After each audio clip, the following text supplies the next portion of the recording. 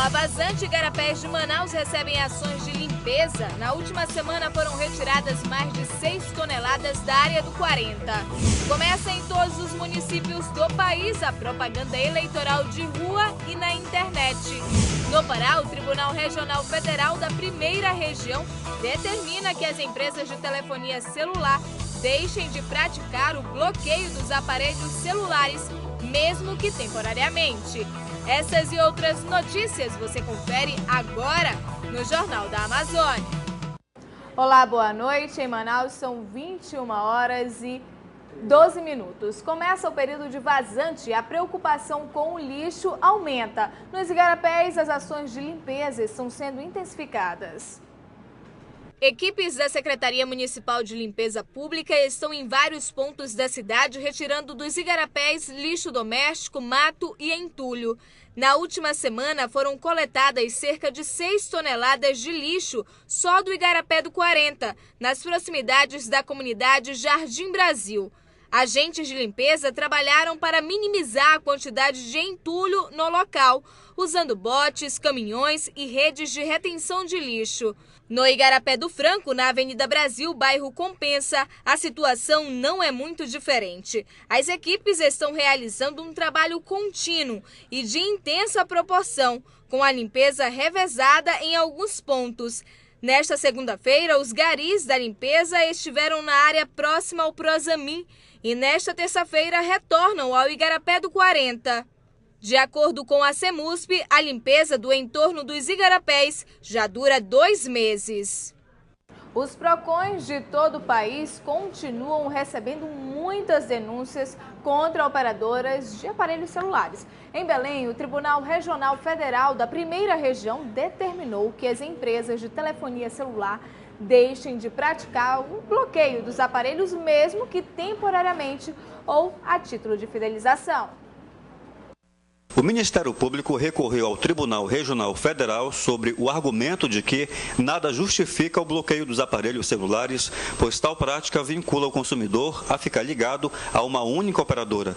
Em Belém, o PROCON já recebeu muitas denúncias de consumidores que tiveram o produto bloqueado. Condicionar a venda de um produto a outro fere o Código de Defesa do Consumidor, fere o artigo 39, inciso 1º do CDC, que diz que em momento algum pode haver esse condicionamento, que cabe ao consumidor escolher o produto que ele quer, o serviço que ele quer. Já foi encaminhado à Câmara dos Deputados em Brasília para aprovação o projeto de lei que defende a liberdade de escolha da prestadora de serviço, sendo vedada a venda de terminais móveis com dispositivo de bloqueio para uso em outras prestadoras de serviço de telecomunicações. O PROCON, ele age dependendo das denúncias do consumidor, mas já existe uma ação no Ministério Público Federal, na Primeira Região, que foi dar um parecer dizendo que a cada reclamação do consumidor, a empresa vai ser penalizada em R$50 mil diários, se for verificado que existe essa prática ainda no mercado. Algumas operadoras no Brasil argumentam que o consumidor sempre teve o direito de procurar a operadora que lhe convém, pagando o valor total do aparelho celular. Ele procura primeiro a operadora e solicita o desbloqueio. Se a operadora se negar, ele pode vir aqui ao PROCON e solicitar que seja imediatamente desbloqueado o aparelho celular. Começou em todos os municípios do país a propaganda eleitoral de rua e na internet para as eleições 2012. Mas não é tudo que os candidatos podem fazer. Saiba quais as regras para a campanha e também como informar as irregularidades. O Ministério Público Federal já anunciou as regras para as campanhas eleitorais municipais deste ano. No Pará, os candidatos irão concorrer a vagas para as câmaras de vereadores e prefeituras dos mais de 140 municípios paraenses. Para evitar os crimes eleitorais, o MPF já deu início aos trabalhos de fiscalização. Na verdade, ela já vem sendo efetuada até antes em relação àquilo que era a propaganda antecipada, né? Nós temos proposto ações junto à Justiça Eleitoral para aplicar multa quem fez propaganda antes do período permitido. E agora nós temos o período da propaganda permitida. Não é? a propaganda na rua, propaganda através da distribuição de folders, panfletos, através de comícios, mas há também algumas práticas que são proibidas, como a distribuição de brindes, de benesses à sociedade, a realização de showmícios. O candidato a vereador e a prefeito tem limites com relação à propaganda eleitoral de rua e na internet. O candidato que não seguir as determinações do Ministério Público Federal sofrerá as punições cabíveis. Em relação à propaganda, por exemplo, a propaganda feita em outdoor, ou então em pintura de muros num tamanho superior ao permitido, via de regra, a ilicitude em propaganda, ela dá aplicação de multa, mas existem algumas situações que são até mais graves, como a distribuição de benefícios à população em troca de voto. Isso aí pode ensejar até mesmo a cassação do registro do candidato.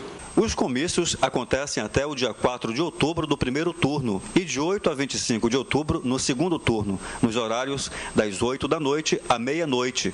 Não realizados shows ou eventos semelhantes com artistas tendo como finalidade a animação. Caminhadas, carreata, passeata podem ser feitas até o dia 6 de outubro no primeiro turno e de 8 a 27 de outubro no segundo turno até às 10 da noite. Outdoor, jornais e revistas, rádio, televisão e internet, meios de comunicação e publicidade que estarão sob o do Ministério Público e Tribunal Regional Eleitoral. A Procuradoria e as promotorias podem receber de todas as maneiras. Por meio da internet, nós temos uma plataforma no site do Ministério Público Federal para receber as denúncias que vão diretamente para os promotores através de comparecimento. E o Disque Denúncia, que é o 0800, é uma realidade que nós temos em todas as eleições e que esse ano nós estamos já viabilizando o termo de cooperação entre o Ministério Público, a CNBB e o TRE, para nos próximos dias já colocar à disposição da sociedade.